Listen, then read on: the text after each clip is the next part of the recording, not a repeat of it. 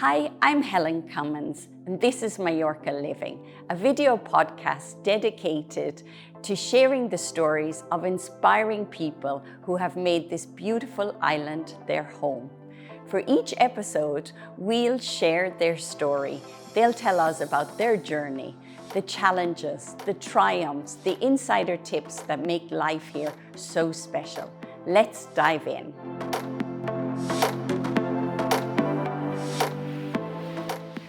I'm here today with Lucy Adamson from the UK, and we're going to hear how Lucy moved to Mallorca, how that transition went for her, and she's also going to give you some tips and some insights into what it's like to live in Mallorca. Lucy, you're very welcome. Hi, thank you. To start, we met at one of our business lunches. Yes, that's right. 3.5 years ago already. Yeah, wow. It's absolutely flown. I can't Yes. believe it. Yeah. And at that time, we just happened to end up sitting together. So a fated meeting, let's say. Yes. And it took me 6 months to convince you to come and join the ABC family and come and work with us. Absolutely. Yes. Yeah. So how has that changed your life? Well, quite a big change because, of course, I've been here around 5 years now. Prior to that, I was working in London for many years. And, total change of lifestyle and slower place of living, everything. So that means when you move from the UK to Mallorca? Yes, yeah, okay. Yes, that's right, yes. And the big transition, of course, is I was managing an estate agency working for selling clients, very international base of clients and very demanding as well. But it was, more fast-paced. It's a little bit slower here. It takes a little bit longer. Clients are maybe looking for second homes rather than their primary residence. So, you have to have a little bit more patience, and the quality is there. The quality. Tell me, what was your life like as a single lady in London? Well, in a pretty good job. What was the typical lifestyle? Well, of course, London is fantastic. I mean, there's everything going on in terms of cultural activities. I love all that, the museums and the galleries and the theatre, cultural life. So my life was very busy with my work and sort of going out and socialising. But I think I really want to slow down a little bit, in terms of my pace of life, because time went even faster. If it goes fast normally, it was going even quicker there. And I didn't have, much time outdoors, like here in the sunshine. It's fantastic to be outside. But what actually brought you to Mallorca? Well, basically, I had this job in London for many years, and I decided to take a little sabbatical at one point, and I came to Mallorca for a few months. I do have family here. I have my godmother lived here for many years. So I spent a wonderful summer, a carefree summer, and I actually met my partner at the time, who's from here. While you were on sabbatical, you came here and then you met your partner here. Yes. So quite a little bit similar story. I met my husband while I was on holidays here. Yes. So it is an island of love, right? Absolutely. If you're lucky. Yes, I think it tends to encourage that. Encourage, yeah, that's true. So your partner, he's from Mallorca. He's Mallorquin. That's right. He was born here, and yes, he's lived most of his life here. He has lived abroad as well, and actually after that he did come to London for a while, so that was good. But I think, with Brexit and all those changes going on, we just decided to take the plunge, come over here to Mallorca and give it a go to see if we can make it work. So you gave up the job, gave up the social life and the high life, let's call it, in London, and to move to Mallorca. Yes. And how did your partner? What's your partner's name? Carlos. Carlos. Yes. So did Carlos speak English, or was that an issue for you? He did. He speaks better English now because he's got a fantastic teacher. Okay. But yes, no, he did, and we always spoke in English at the beginning. So yes, I did have to learn to speak Spanish to communicate with his family and to integrate here as well. But you had a big bonus, because if you're part of a Spanish family, then you have to speak. Whereas many people here in Mallorca, they kind of avoid learning Spanish because they just get they're their community and they communicate between them. Yes. What do you think of that? Do you think people need to learn Spanish? I think, of course, I mean, each to their own. I don't judge anybody who doesn't learn, but I think you gain so much more if you do. And in Mallorca, the way things work is all through connections, who Yes, you know. true. Very true. So if you do speak the language, and especially if you live in a village context or a community like that, and you know Juan down the road, whose cousin knows this person in the town hall, you can just get things done, or you know what's going on much more easily. And do the Mallorquin, are they open? I mean, there's a lot of, like, let's say, people saying, oh, the Mallorquins in general are quite closed and it's very difficult to penetrate the local community. What's been your experience? My experience is that they are open. I think they do take a little while to warm up, and if you make an effort to speak the language, of course, that's very welcomed by them. They will then. But it is quite understandable, right? Because in a way, a lot of the people here are, it's transient. Yes. So the locals would tell you, look, they make a big effort to get to know people, and then a couple of years later they're moving, and you kind of start all over again. So I think a little bit of it is that they're tired, right? Yes, and maybe a little the island mentality. I don't know, have invaded many years over the centuries, and but I do find they are warm people and very kind people. That's actually been my experience too. I think if you're open, authentic, and make an effort to speak the local language, then they are. Can you tell me, in Carlos's family, do they speak Mallorquin or are they speaking Castellano? So actually they speak Castellano because his parents are from the mainland. So right, so they don't speak, you didn't have to jump that hurdle as well to learn the local dialect of Catalan. Fortunately not, because that would have been much more challenging, one extra level of a challenge, I know a few phrases, but you know, just things to get by day to day. But, okay, good. Yeah. Super. Yeah. So tell us, so you moved, you decided to move lock, stock and barrel here, you and Carlos. Totally. And you said about, what made you decide on the area that you're living in now? Tell us how all that... Yes, absolutely. So we eventually we've decided to buy a house in the centre of the island. So we're now living in a village called Pòrtol. It's close to Santa Maria del Camí, which probably more people are familiar with. And for us, it was just a great combination of a lot of things. So the positives, it's very close to our family. So actually my parents live here as well now, and they're only a short drive away. Super. And his parents are here. So, and now we have a small child. So that's become very, very convenient.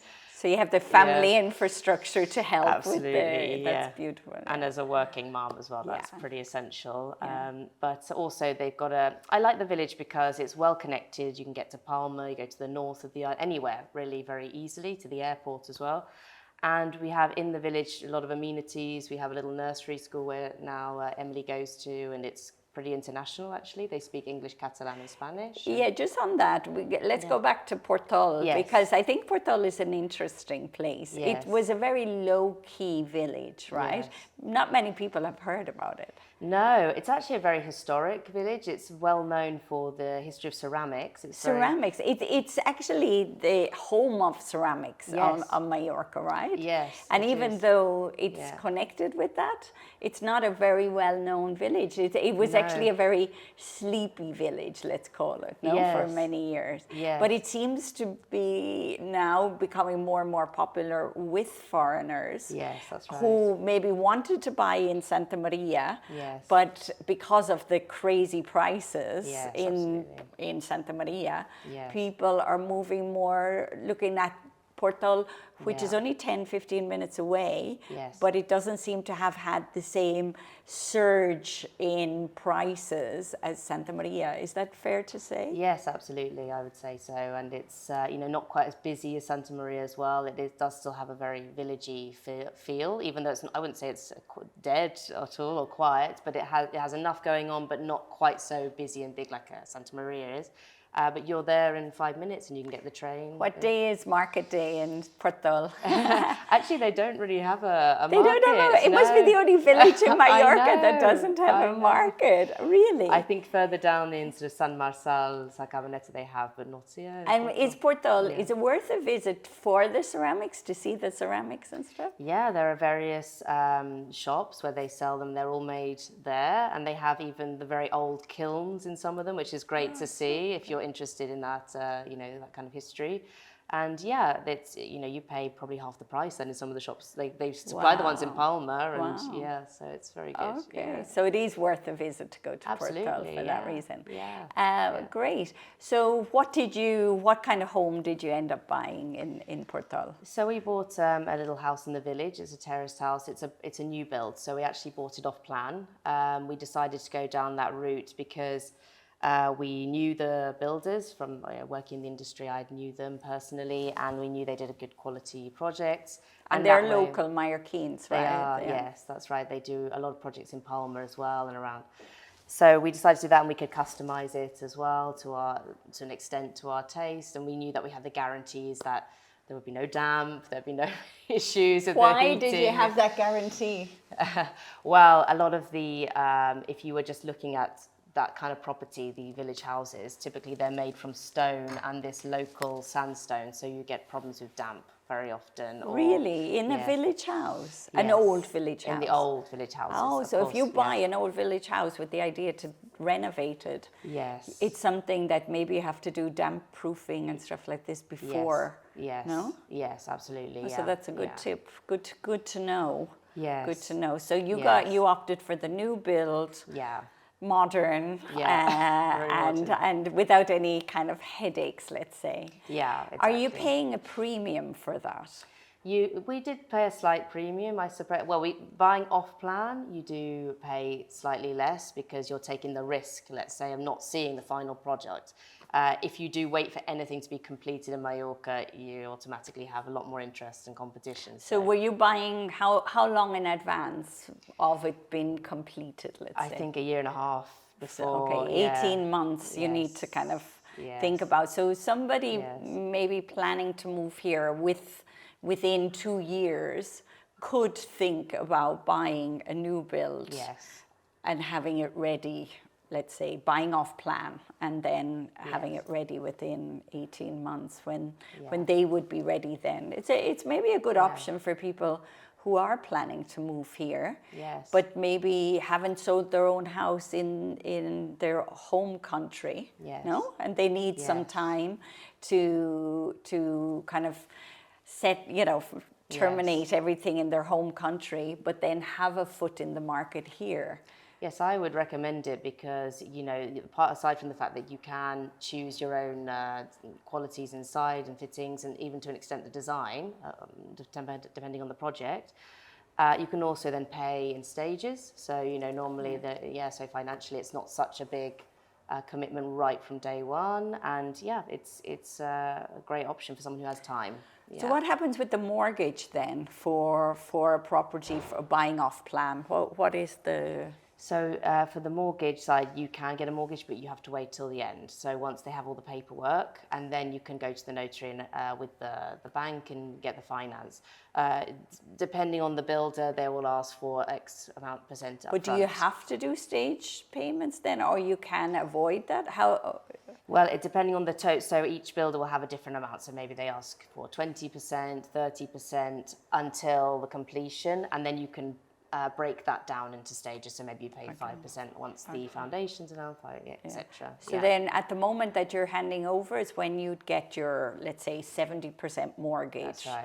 And then that's the final, but maybe the 30% you could actually pay in installments over an 18-month period. Yes, that's right. Depending on how long the duration of the build. Exactly. But that's a very interesting way, I think, for people, because often people are nervous about selling their home in their home country and then not quite been settled or knowing what they're going to buy here. And that can be a big stress, actually. No? Absolutely. And also, the concern, maybe they're overpaying and actually, when you buy something that's not been started, normally you pay a little bit, get a bit of a discount anyway, and then with the prices in Mallorca, it will appreciate in value during the building time. And was that your experience? That is actually from when you bought it off plan to when it was built, there was an increase in the price. Yeah, so we actually achieved about a 10% increase from the price we paid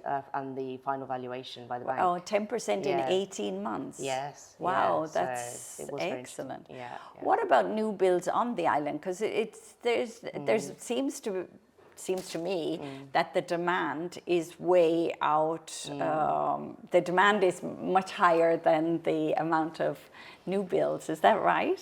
Yes, I would say so. I'd say the majority of, well, certainly the clients we deal with, foreign buyers, and I suppose even, resident buyers, families, or whoever wants to live here, they just don't want to do the work because it's so slow here and bureaucratic. So it's really can be a headache, especially if you don't know what you're doing. I think most people would just like a turnkey property and know the demand is growing. And I've seen it just from some of the buyers that have bought through you, that people like this Mediterranean style, stone houses, shutters, the beautiful bougainvillea and everything. It's the dream, right, for many people. Yes. But in the end, they love the underfloor heating. Right. They love, the mod cons, let's say. Yes. Would you say that that's kind of very typical of what people are looking for now? Absolutely. And also I think there's an increasing consciousness with this kind of eco-efficiency. People want to have more solar panels or this heat pump systems which are more efficient, so they're not so dependent on the electric grid, and they can be a little bit more independent in terms of their bills. Certainly with the rustic properties, having access to water is extremely important in Mallorca. So these kind of things as well. With the more modern properties, I think people want this now. It's much more in demand. Absolutely. Yeah. So tell me, would you recommend Portol as a place to settle for foreigners who are just starting off? Is it a good place? Yes, I mean, for me, I'm biased because I love it. But I mean, certainly, we're a mixed family. So, we love it because we get best of both. We love the Spanish life, the fiestas. They have so many fiestas almost every week. They have some different. Portol, they have a great time, always partying. And, we just love that, going around to the cafe on the corner. You can have, fresh croissant, delicious, or coffee, and you pay probably less than €3. Oh, it's fantastic. Yeah. So they're not London prices. Here's a big difference. No, a big difference. And just that sense of community. The neighbours are lovely, and so I would recommend it. Can you live there without the language? I think you can. You would not gain as much. So there are other areas of the island with stronger international communities. So the idea is, if you're thinking of a small village, like typical of like Portol, you can move there initially, but with the idea that you will learn the language. And probably living there where you don't have so many people speaking English, it sort of pushes you. Absolutely. And many people need that push, don't they? It's the best way. Immerse yourself. Yes. Great. It's the only way, I think, actually. One of the things, I think Portol is very well located strategically.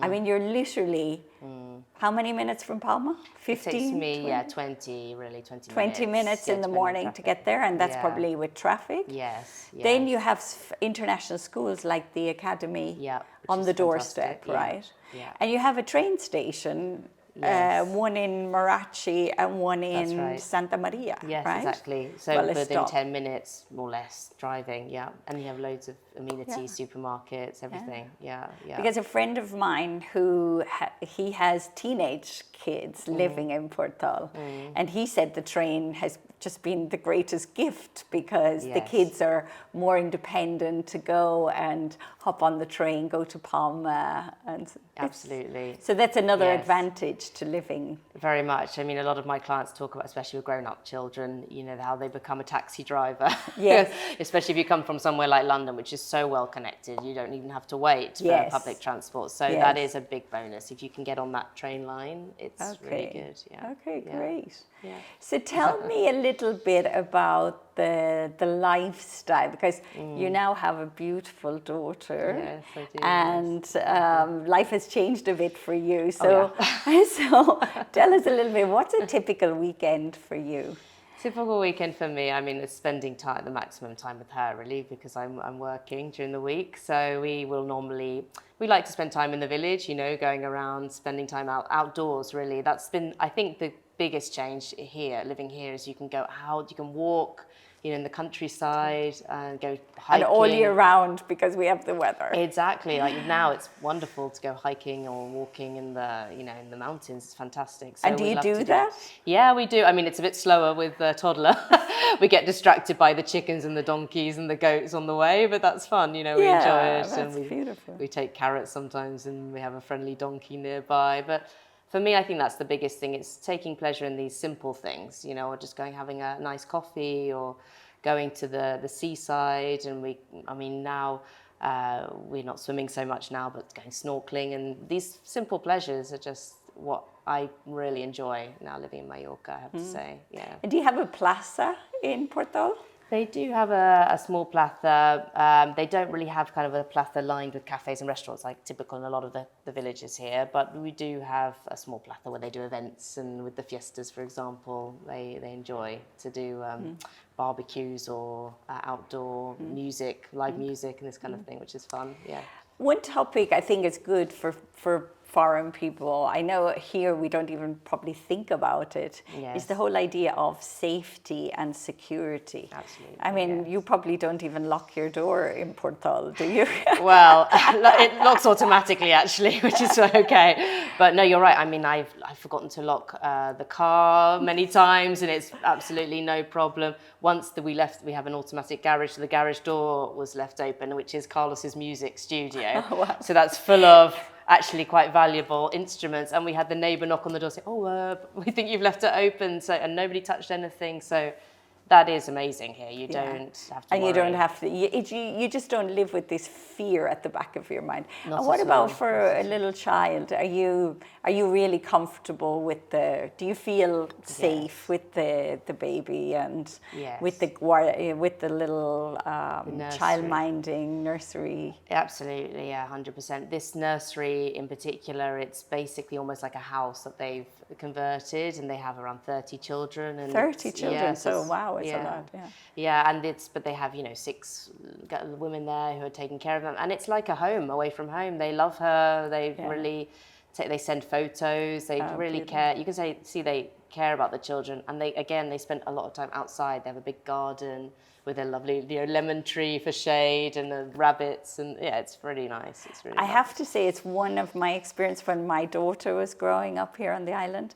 Spanish people love children. Oh yes, it's like they hold children in a kind of honorary position. Absolutely. Which is such a different mentality, I have to say, from maybe other places in Northern Europe, where kids can be more a kind of an annoyance, a noise, a disruption. But here, if you walk down the street with a pushchair, the Spanish are almost jumping in the pushchair to salute. No. Yes, absolutely. Especially all the grandmas in the village, they're always talking to her and trying to entertain her. It's lovely. So can you imagine the difference for your daughter in growing up here? Yes.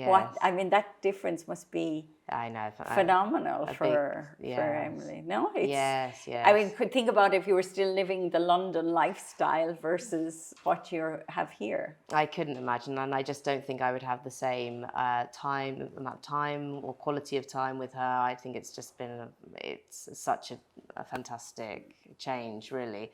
Of course, nowhere's perfect, but we love living here, and for her, it's like you say, the safety, the community, and the lifestyle. And the welcoming, they're so welcome. Yes. So Lucy, you are working in the real estate industry, and I have to say, here in Mallorca, a lot of foreigners are attracted to the real estate business, right? Yes, that's right. I guess it's one of the more lucrative sectors on the Absolutely. island. Mm-hmm. And I suppose many foreigners can actually work without having that much, let's say, professional knowledge. Okay. Yes. Whereas obviously you're, I would say, more in the category of you've been doing this for many, many years. It was Yes. it was your career path in London. Yes. And then you decided to transition to Mallorca. Yeah. And what's been the biggest difference from London to Mallorca in terms of your job and what you do? Well, biggest difference, of course, there's the differences in terms of the demographic of the market. So it's much more in terms of people looking, the foreign buyers looking, which is primarily what I deal with. They're looking for second homes quite often rather than, Primary residence, which would have been your yes. your target market, let's say, in London. Yes, yeah. So that's different. The nature of the properties, of course. So people are looking here really for somewhere they can enjoy the Mediterranean lifestyle. So a house with outside space, pool, swimming pools, proximity to beaches, this kind of thing, rather than whereas in London it was more practical, location in central London or. So that's a big difference. And I think the nature of how things are managed here. So it's still really quite unregulated and not very transparent compared to the UK. So that is something that I've really learned a lot, and I'm still learning a lot about in Spain and Mallorca in particular. It can be a bit of a minefield in terms of the paperwork and the legalities, particularly on the rustic properties.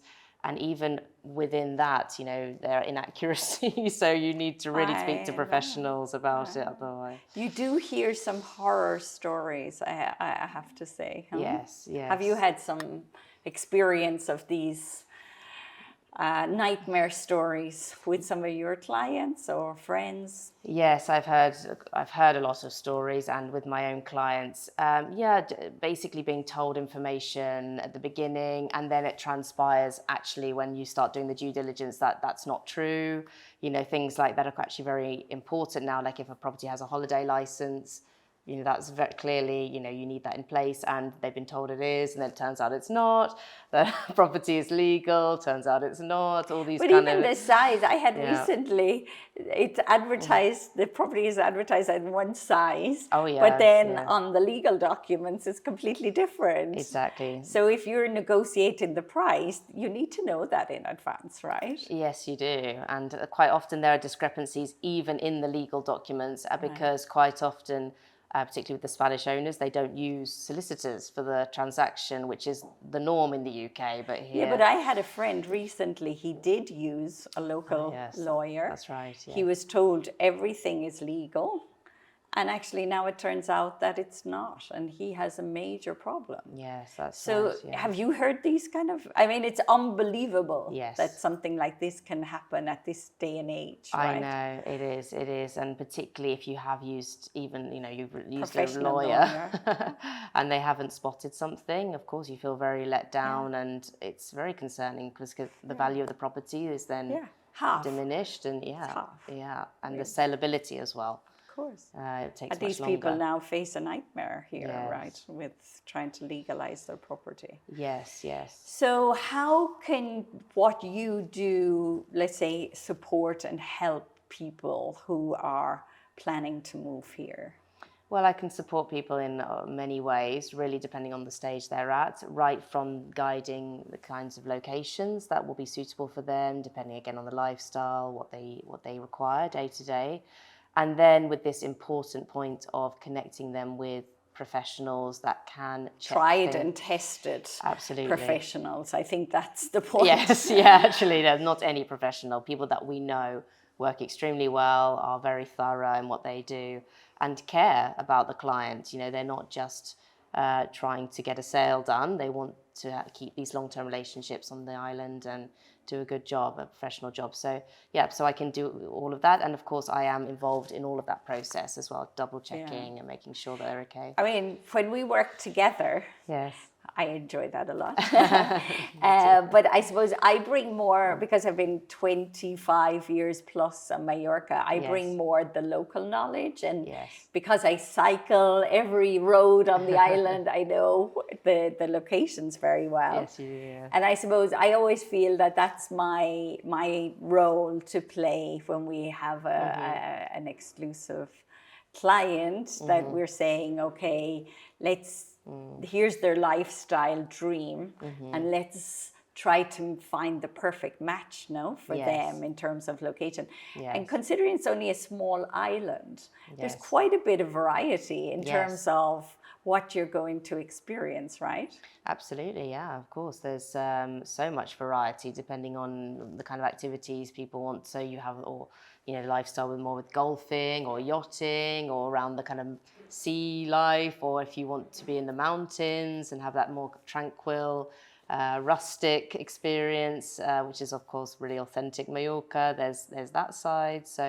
So much variety, really, in terms of the different things. But I also think people kind of, when they come on holidays here, they can kind of get hooked on a little bit on the illusion of like, oh my God, life is just so idyllic. Yes. But of course, this can be in summertime when the sun's shining and everything is beautiful, and all the restaurants are open and everything is flowing beautifully. Yes. But then wintertime can be a very different scenario. Yes, so that's right. Yeah. How do you deal with that when somebody says, oh, I'm in love with such a place, and you're thinking, well, yes, it's great in summer and season, but what about the winter? Do you try to guide people through? Yeah, well, yes. The nature of Mallorca is it is a touristic island, so of course there's a big transition between the seasons. And I always advise people, if they can, to come during the quieter months to see the places that they maybe had fallen in love with, like you say, during the summer, and they get a real feel then how it is all year round, especially if they want to live here. But also in some places, because of mountains and so on, you can have summer sun beautifully on a property because the sun is higher in the sky. And then in wintertime, a whole area may not get sun. And of course, somebody needs to point that out to you, right? When you're buying a property. Yes, of course. It can be very misleading in the summertime. Everything looks wonderful. Everything's bright and sunny and warm, but in the winter, particularly in the valleys, or Soya, for example, there are properties that are completely dark all year round, or day. There's some. So you need that local insight. Yes. So what is the difference also with what you are offering as a property buyer's agent versus the normal real estate agent on the island? Well, we're offering a service that is totally impartial, because for us it doesn't matter which property the buyer wants to buy or where it is, and it doesn't really matter when. We're not trying to rush clients and pressure them and scare them into thinking they're going to miss out if they don't find the right thing right now. We take the time to really find the correct property for the client, like you say, that matches, and also so that they make the right decision in terms of all these different factors.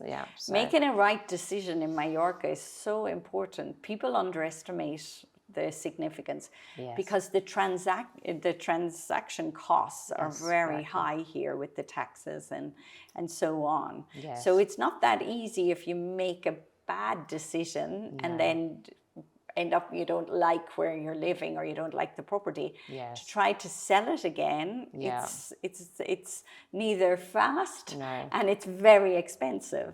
That's right. So I think, prices are already very inflated in Mallorca. I think the last data was almost, I think it was 4,900 a square metre this year on average, compared to the rest of Spain. Of course, there's the areas which are much more expensive, but if you compare to other parts of Spain that are also expensive, it's one of the highest.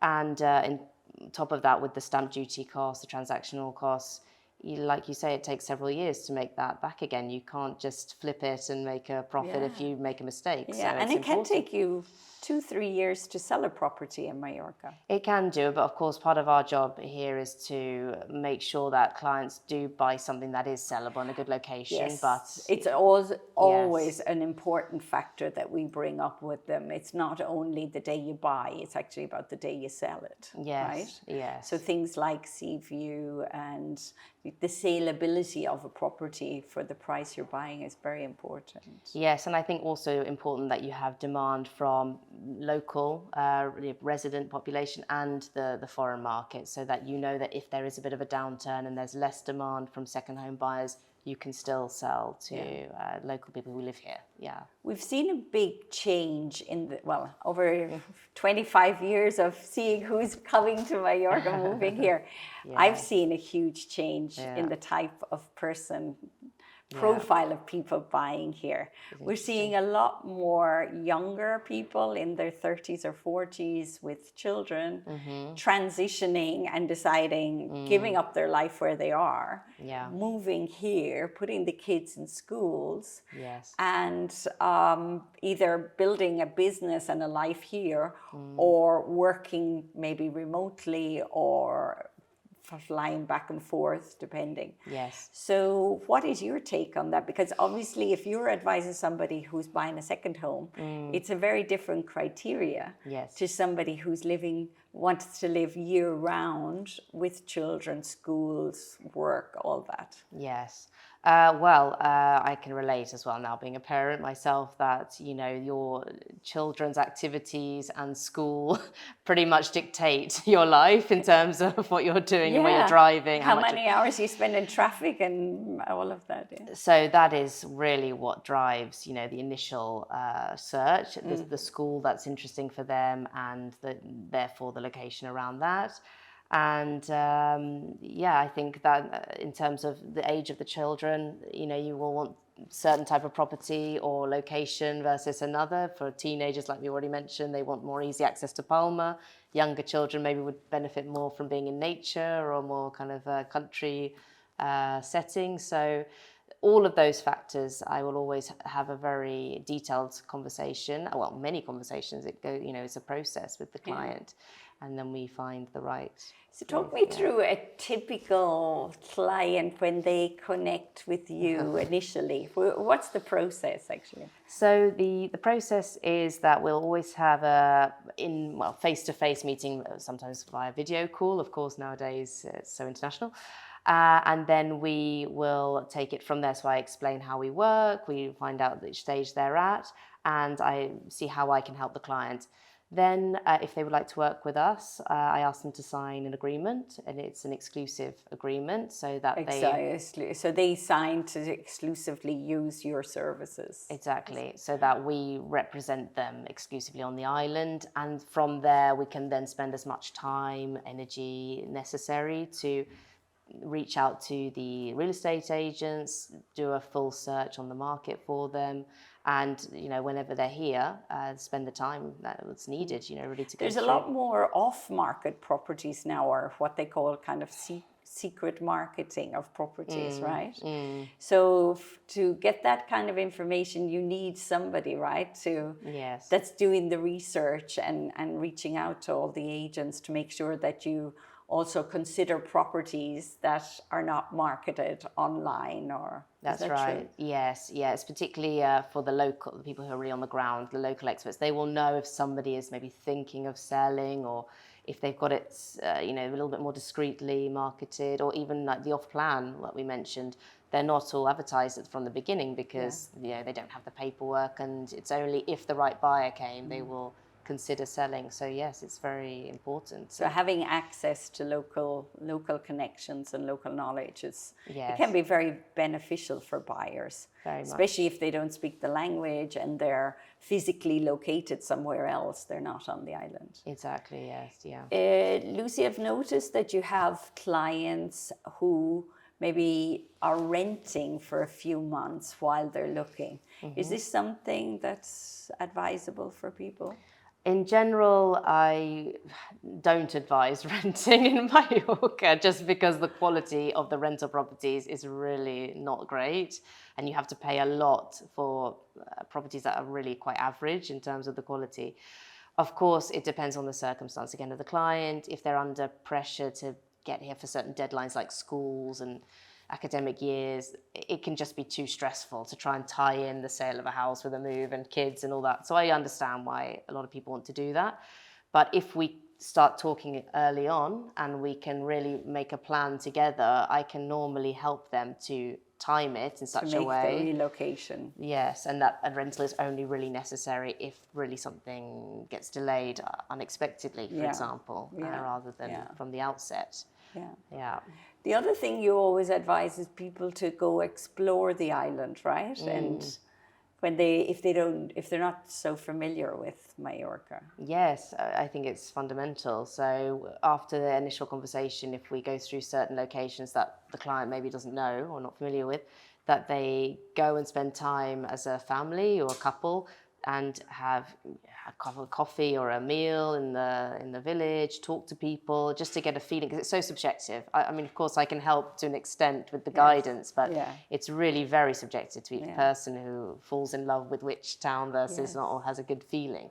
So yes, it's really important. So, and it's almost eliminating the, you can kind of have a list of places where you think, maybe these are interesting on our radar. But it's a process of eliminating, isn't it?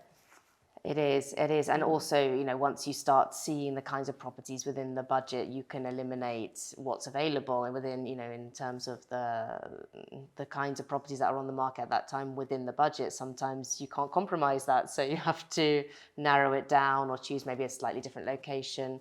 But all of that is, it's a step-by-step process. So then the clients, you make a plan, you pre-select properties. And I think this is one of the advantages as well, that because you know so many of the properties that are on the market, you can very quickly eliminate properties that you know are just not going to fit the criteria of the client, right? Of course. I mean, I will know straight away. I mean, sometimes if it's a newer property, I won't, but I can speak to our trusted contacts. The agents will let me know up front because, nobody wants to sort of waste time. You're going to see something if it's...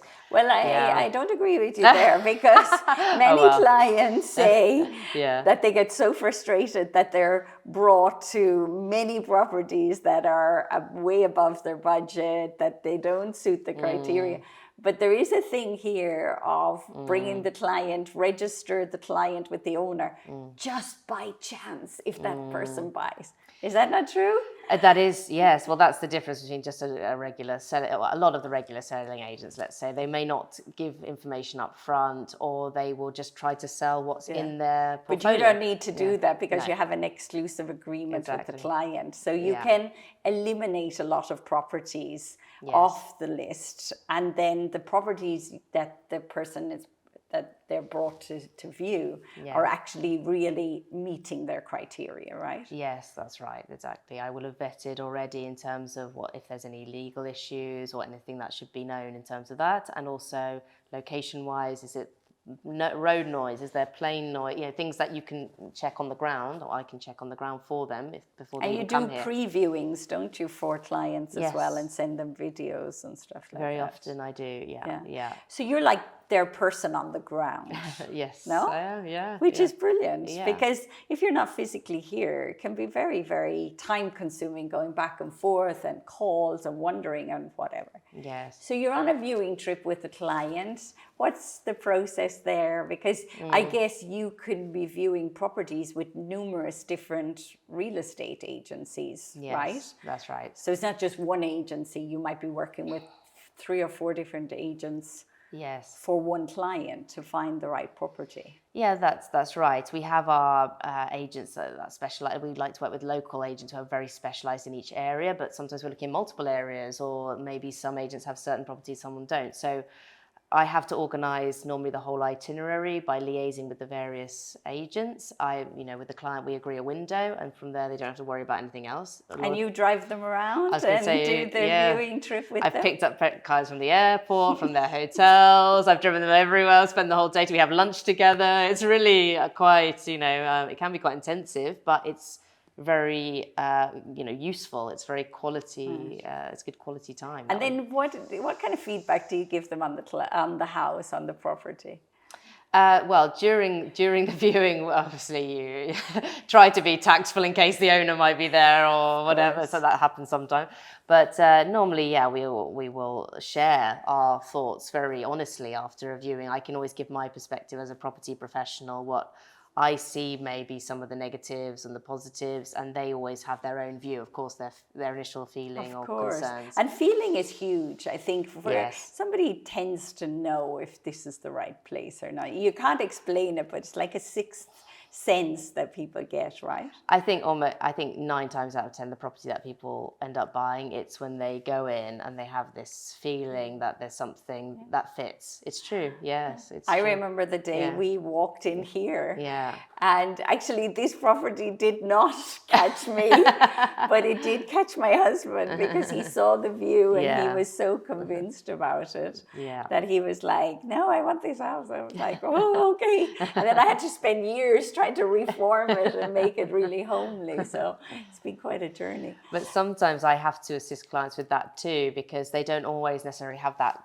vision, that what could be, because maybe they're not so experienced buying, renovating, but that's all I do all day long is looking at properties. So I say, look at this, maybe you could do this, open this up. So I think that's helpful for some, not all clients. Some clients are very experienced. And obviously with your contacts and, the contacts of, as well. You put people in contact with the right. Yes, with interior designers, architects, whatever they need. Yeah. Which can be a great, again, there's a lot of people offering things here on the island. You need to know which one is the right one for you that's going to be a good match. Yes.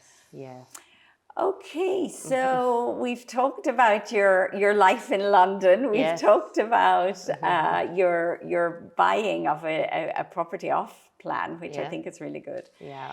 I think the idea of going to a kind of lesser known village where you can get maybe a premium property for a little bit less than what you'd pay in the more sought after locations was a very good insight. And then all the information we've talked about for kind of, and within our conversation, there's a lot of tips there. There's a lot of insights for people.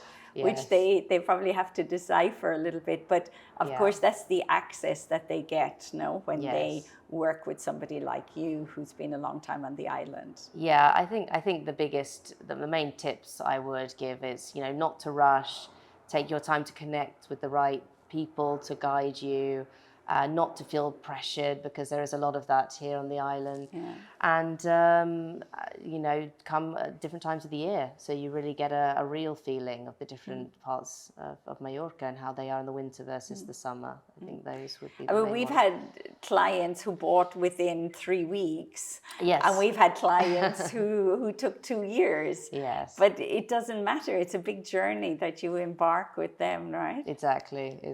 So of course some clients are more ready to make the decision than others, and it's clearer, and that's fine.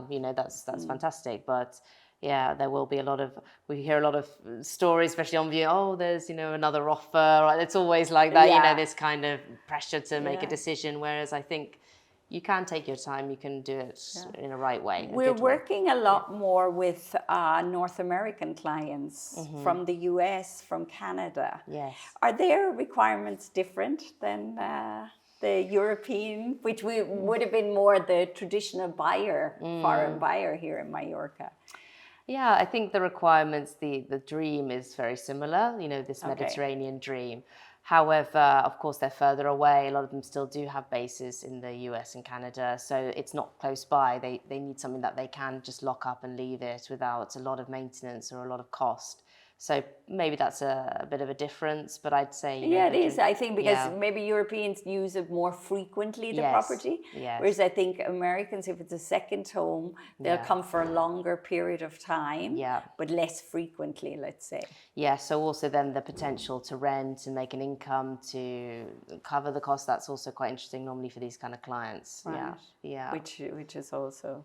And service-wise, because I think Americans are very service-orientated and service-driven. Yeah, they are lovely clients. I really enjoy working with clients from North America, and they do have very high expectations of the level of service and that they should be really taken care of throughout the whole process. But I love to do that, so that's okay for me. Easy for you. That's easy for me, yeah. And obviously they're English speaking, which there's a really great infrastructure here. Yeah. And what about financing and legal and visas and all of that? Yeah, so we can give advice on all those things, but of course I'm not qualified to give tax advice, financial advice. So we collaborate with we have a whole panel of different professionals in Mallorca who can help those on the visa, the mortgage, and you have been able to successfully acquire mortgages and visas and all of this for American clients. Yes, so for the American clients and now obviously British clients that are not EU as well. Yeah, for the visa, we've helped many clients and the financial side. Yeah, because the interest rates compared certainly in the US are extremely low here. It's very interesting. There's a feeling that because also the dollar is more or less the same now, it's on par with the euro, that it's very cheap for Americans to buy here.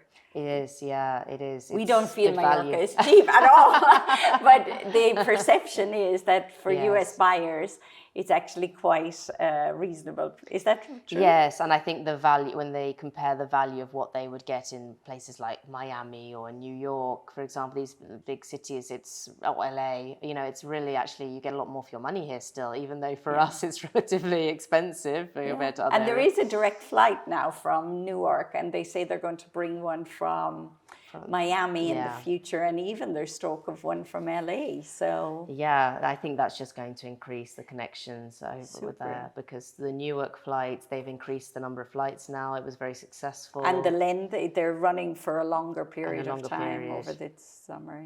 Yeah, so that's very good, and that will help just to increase the interest from buyers there. So Lucy, to finish off, if there was one thing you wish you knew before, what would it be? Oh, one thing I wish I knew before. Yeah, when you think, oh gosh, I wish I'd known that.